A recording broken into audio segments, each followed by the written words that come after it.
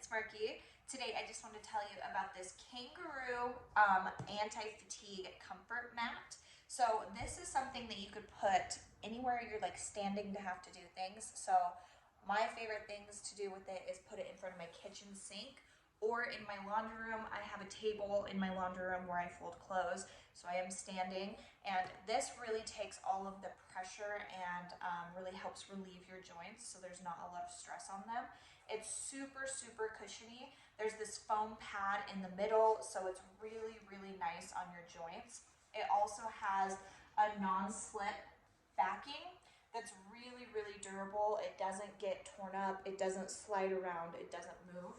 It is waterproof, so it's super easy to clean. When I'm doing dishes, water kind of gets everywhere. If it spills onto this rug or this mat, it doesn't ruin it at all. It doesn't soak into it. It's really easy to just wipe clean.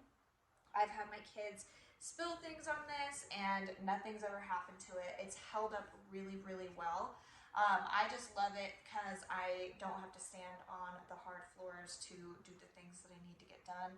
I love having, it's kind of like a chair for your feet. So this size is 20 by 32. It's a really, really good size.